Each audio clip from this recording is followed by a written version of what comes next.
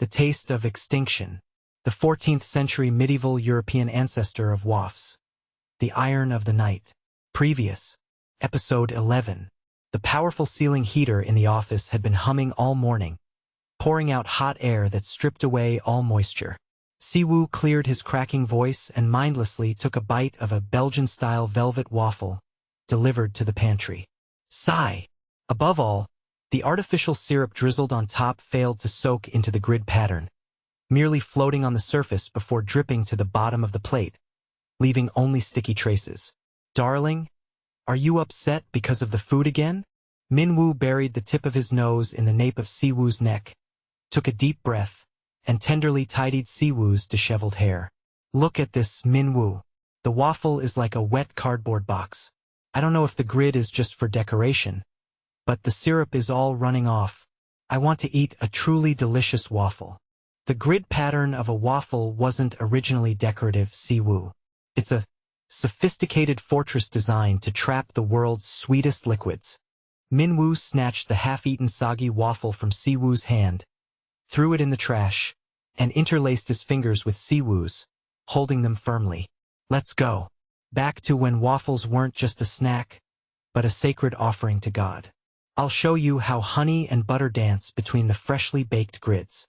Today, Louis was wearing a full set of silver-shining medieval knight's armor, standing arrogantly with a giant grid-patterned shield on his back.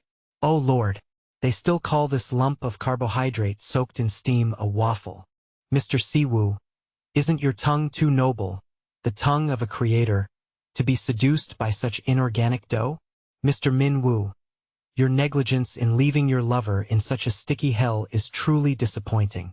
Louis swung his shield, projecting a map of Flanders in 14th century medieval Europe. The golden age of waffles, 1380 Paris. Back then, waffles were a noble food allowed only on feast days.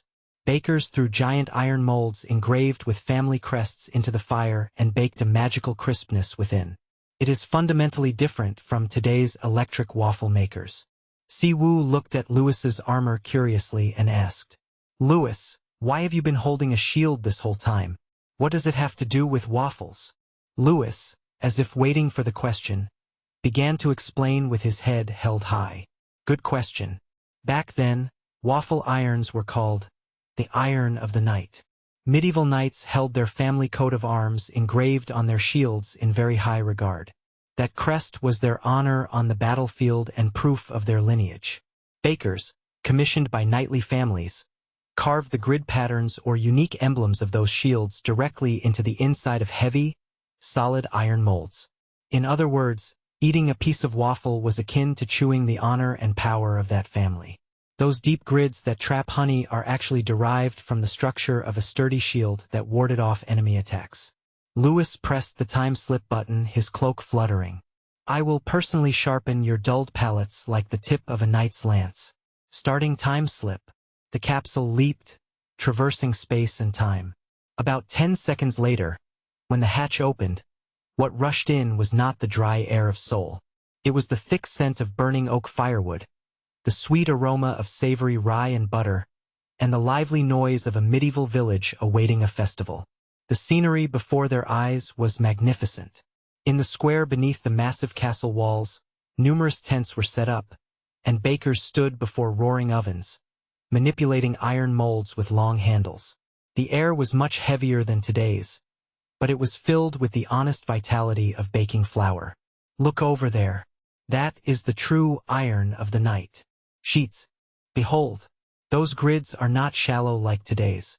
It's a fortress of appetite, designed as deep and sophisticated as the reinforcements inside a knight's shield. Chef Minwoo, are you ready to blow away the moisture of the batter in 0.1% increments within these hot flames? The outside must shatter like glass, while the inside remains as soft as a cloud. Minwoo stood before the cooking counter according to Louis's high-handed guide. Louis displayed real-time replicated 14th century ingredients.